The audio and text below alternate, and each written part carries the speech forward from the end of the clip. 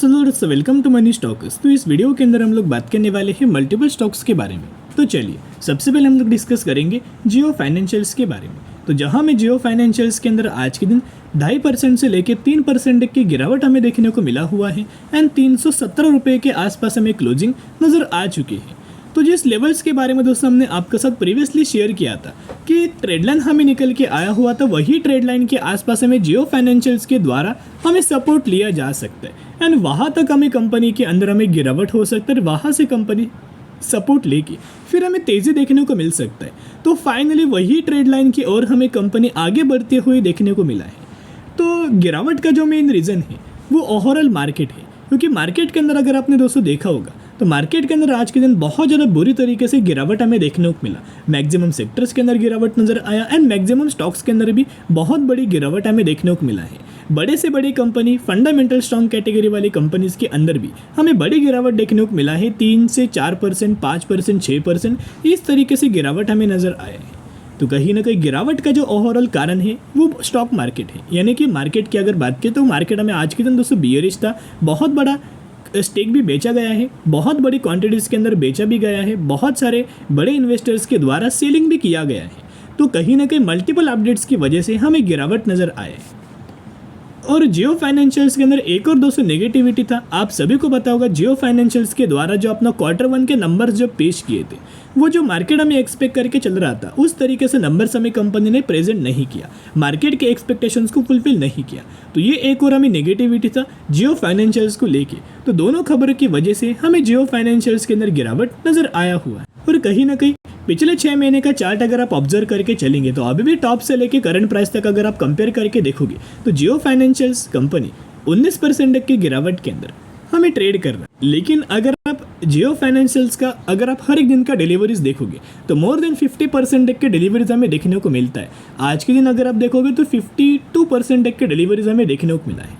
इसका मतलब क्या है, यहाँ इतना बड़ा डिलीवरीज क्यों नज़र आया? इसका मतलब एक ही है कि बड़े प्लेयर्स की एंट्री हो रही है, बड़े प्लेयर्स की इन्वेस्टमेंट हो रही है एंड बड़े प्लेयर्स की बाइंग हो रही है। आप समझ सकते हो, पब्लिक बाइंग या करे या ना करे, रिटेलर्स बाइंग करे या ना करे, लेकिन अगर दोस्तों म्यूचुअल फंड्स बाइंग कर रहे हैं, DIs बाइंग कर रहे हैं, तो बहुत अच्छी खासी बात होता है स्पेसिफिक कंपनी से रिलेटेड, ताकि हमें समझ में आता है कि यस लंबे समय के अंदर एक कंपनी मल्टीपल रिटर्न्स हमें शेयर होल्डर्स को बना के दे सकता है। और यही जो तेज़ी आने वाला है, वो चांस, वो अपॉर्चुनिटीज़ एंड वो मौका बिल्कुल भी म्यूचुअल फंड्स मिस नहीं करना चाहते। तो सबसे पहले म्यूचुअल फंड्स का डेटा को अगर आप देखोगे तो चौंक जाओगे। लगातार दोस्तों जियो फाइनेंशियल्स के अंदर म्यूचुअल फंड्स के द्वारा हमें सेलिंग किया जा रहा था, म्यूचुअल फंड्स के द्वारा स्टेक हमें रिड्यूस किया जा रहा था।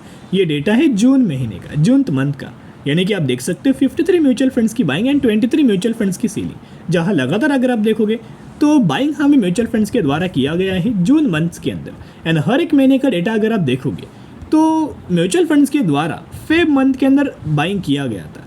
रही बात मार्च, अप्रैल, मई के अंदर बहुत बड़ी स्टेक हमें सेल किया गया है, बहुत बड़ा क्वांटिटीज़ के अंदर हमें सेलिंग किया गया है, 3 महीने के अंदर हमें सेल किया है। लेकिन अभी अगर आप ऑब्जर्व करके चलेंगे जून मंथ के अंदर बहुत अच्छी खासी बाइंग हमें किया गया, तो आप समझ सकते हो यहाँ से अच्छी खासा हमें म्यूचुअल फंड्स के द्वारा लगातार बाइंग किया जा रहा है एंड लंबे समय के अंदर कंपनी शानदार तरीके से रिटर्न दे सकता है। और यही वजह से म्यूचुअल फंड्स लगातार अभी गिरावट के अंदर भी हमें बाइंग किया जा रहा है। तो बाउंड्री स्ट्रेटेजी ज़रूर आप करना, क्योंकि अभी मैंने जियो फाइनेंशियल्स का टेक्निकल चार्ट को ओपन किया है। क्या है, जियो फाइनेंशियल्स के अंदर कोई ऐसे भी स्पेसिफिक कोई न्यूज़ हमें निकल के नहीं आई। जो हमें कंपनी के अंदर अपडेट्स है वही दोस्तों मैं आपके साथ शेयर कर रहा हूँ। क्या पॉजिटिव अपडेट्स है, क्या नेगेटिव अपडेट्स है, उसके बारे में हम लोग बात करें। एंड टेक्निकल चार्ट के बारे में जानना भी इंपॉर्टेंट है। तो टेक्निकल चार्ट मैंने आपके सामने ओपन किया है। तो ये ट्रेड लाइन को अगर आप ऑब्जर्व करके चलेंगे, इसी ट्रेड लाइन के ऊपर हमें जियो फाइनेंशियल्स के द्वारा लगातार दोस्तों क्या किया जा रहा है, सपोर्ट लिया जा रहा है। आप देख सकते हैं ये ट्रेड लाइन मैंने ड्रॉ किया है, यानी बहुत पुराना ट्रेड लाइन है। नवंबर 2023 से ये ट्रेड लाइन को कंपनी रिस्पेक्ट कर रहा है। देखिएगा, आप सभी को पता है, जो लोग डेली चैनल को फॉलो करते हैं उन सभी को पता होगा हमने बाइंग किया तो 232 रुपये के आसपास। एंड अभी भी हम लोग जियो फाइनेंशियल सर्विसेज को लेके हम लोग होल्ड करें। एंड कौन से लेवल्स के ऊपर हमने बाइंग किया था, इस लेवल्स पर हमने दोस्तों बाइंग किया था। या क्यों बाइंग किया, क्योंकि पहले भी अगर आप ऑब्जर्व करके चलेंगे, जब भी कंपनी ट्रेड लाइन पर आया है, मैक्सिमम तरीके से कंपनी के द्वारा क्या किया गया है, लगातार ट्रेड लाइन पर आया है, सपोर्ट लिया है, उसके बाद तेजी आया है, फिर ट्रेड लाइन पर आया है, सपोर्ट लिया है, तेजी आया है। इसी चीज़ को देख के, इसी पैटर्न को देख के हमने बाइंग किया था। और उसके बाद अगर आप ऑब्जर्व करके चलेंगे लगातार कंपनी के अंदर तेजी आया। अभी क्या है ना, यहाँ अगर आप ऑब्जर्व करके चलेंगे तो थोड़ा मैं जूम आपके साथ करना चाहूँगा ताकि आपको समझ में आएगा। देखिएगा यहाँ अगर आप ऑब्जर्व करके चलेंगे तो ये ट्रेड लाइन है and currently Jio financial services ये इस लेवल्स के आसपास हमें ट्रेड कर रहा है, यानी कि ऑलमोस्ट कंपनी ट्रेड लाइन के ही ऊपर हमें देखने को मिला है। अभी आप देख सकते हो कि यही लेवल से अगर मार्केट और दोस्तों बियरिश अगर होता है तो कुछ बोल नहीं सकते, यहाँ से गिरावट भी हमें हो सकता है अगर मार्केट बियरिश हुआ तो, नहीं तो यही से अच्छी खासी रैली हमें जियो फाइनेंशियल्स के अंदर देखने को मिल सकती है। तो जियो फाइनेंशियल्स को लेके दिसंबर 2024 तक का टारगेट दोस्तों क्या दिया गया है? मिनिमम टारगेट दिया गया है 380 रुपये का, वो ऑलमोस्ट हमें जियो फाइनेंशियल सर्विसेज को लेके हमें अचीव किया है।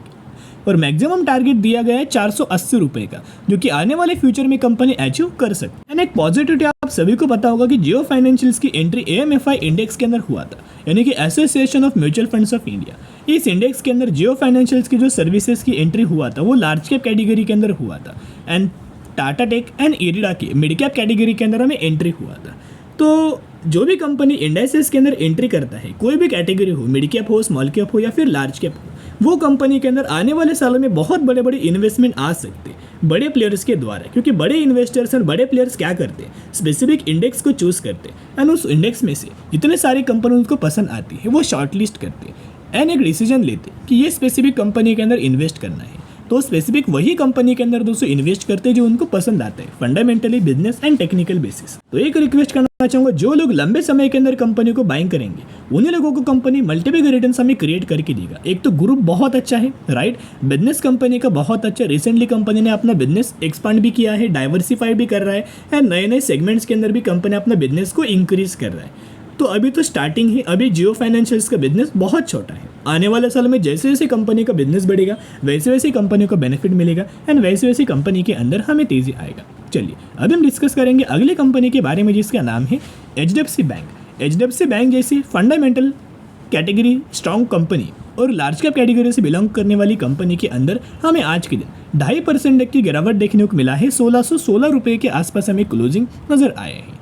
तो इसके अंदर क्यों गिरावट हुआ? सेम मार्केट के अंदर आपको बताया कितना ज़्यादा बुरी तरीके से गिरावट हमें देखने को मिला हुआ था, जहां निफ्टी 50 के अंदर ऑलमोस्ट आप समझ सकते हो, निफ्टी 50 के अंदर ऑलमोस्ट हमें 650 पॉइंट से लेके 700 पॉइंट्स की गिरावट हमें देखने को मिला था।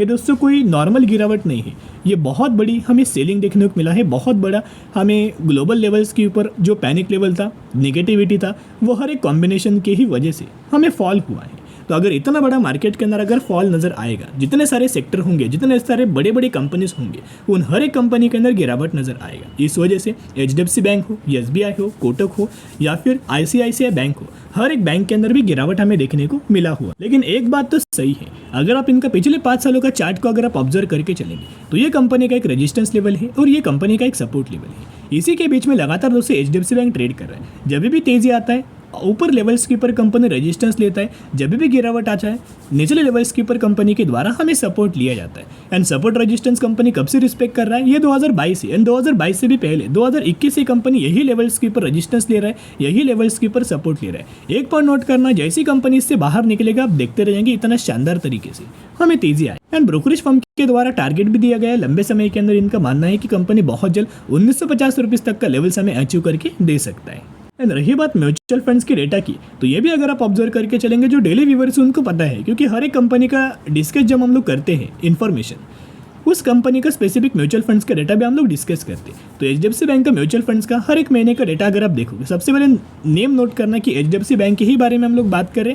एंड चलिए डेटा अगर आपको मैं दिखाना चाहूँगा, जहाँ हर एक महीने का डेटा आप देख सकते हो, Feb, March, April, May and June. लगातार अगर आप देख पा रहे होंगे यहाँ आपको ग्रीन दिखाई दे रहा है। ग्रीन इंडिकेट्स करता है बाइंग का डेटा एंड रेड इंडिकेट्स करता है सेलिंग का डेटा। तो क्या यहाँ आपको रेड दिखाई दे रहा है? बिल्कुल भी नहीं, यहाँ आपको ग्रीन दिखाई दे रहा है। इसका मतलब क्या है कि हर एक महीने म्यूचुअल फंड्स बहुत बड़ी बड़ी बाइंग हमें किया जाए, इसका बेनिफिट म्यूचुअल फंड्स को लॉन्ग टर्म के अंदर नजर आएगा। अब अगर आप एक करंट बेसिस के ऊपर ऑब्जर्व करके चलेंगे कि कौन कौन से सेगमेंट्स के अंदर कंपनी लोन प्रोवाइड करके कितने कितने % तक का बेनिफिट लेता है रेवेन्यूज के अंदर, तो वो डेटा आपके सामने है।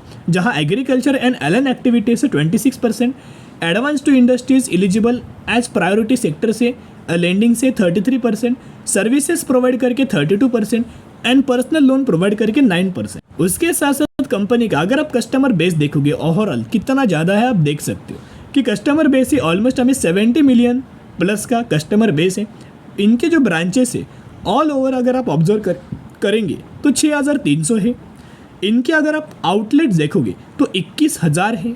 और इनका बैलेंस शीट साइज अगर आप देखोगे तो ऑलमोस्ट 20 से 21 लाख करोड़ का है, यानी कि बहुत बड़ा है। एंड सबसे ज़्यादा अगर आप ऑब्जर्व करके चलेंगे जो बड़े बड़े अकाउंट्स होते हैं मैनेज करने के, तो वो HDFC बैंक के अंदर दोस्तों हमें देखने को मिल जाते हैं। तो एक रिक्वेस्ट मैं आपके साथ करना चाहूँगा, मैंने पहले भी डिस्कस किया था कि अगर आप बैंकिंग सेक्टर के अंदर निवेश करना चाहते हो, अगर आप प्राइवेट बैंक के अंदर निवेश करना चाहते हो, तो सबसे अच्छा जो बैंक है वो HDFC बैंक है। सबसे पहला प्रेफरेंस आपको इसको देना चाहिए और उसके बाद अगले बैंक्स आते हैं जैसे कि कोटक है, राइट, फिर दूसरे बैंक्स आते हैं, लेकिन सबसे पहला प्रेफरेंस आपको HDFC बैंक को ही देना चाहिए, क्योंकि अगर इनका पास्ट का भी परफॉर्मेंस देखोगे लंबे समय का तो भी अच्छा खासा रिटर्न बना के दिया हुआ है। और अगर आप इनका प्रेजेंट का देखोगे तो करंटली कंपनी कंसोलिडेट भी कर रहा है, बहुत अच्छा खासा पैटर्न कंपनी क्रिएट कर रहा है। जैसे यहाँ से दोस्तों कंपनी निकलेगा अच्छी खासी रैली है दोस्तों देखने को मिल जाएगा। तो चलिए अभी हम बात करेंगे अगली कंपनी के बारे में जिसका नाम है उजास एनर्जी लिमिटेड। 368 रुपीज़ के आसपास में कंपनी ट्रेड कर रहा है एंड मैक्सिमम में कंपनी ने 1330% तक का रिटर्न शेयर होल्डर्स को बना के दिया है। तो इस कंपनी की अगर बात करें तो रिसेंटली कंपनी ने अनाउंसमेंट किया है 1:4 रेशियो के अंदर बोनस, यानी कि अगर आपके पास इस कंपनी के 4 शेयर होंगे तो हर एक 4 शेयर के बदले आपको ये कंपनी एक बोनस शेयर देने वाला है। तो स्टडी एनालिसिस जरूर करना।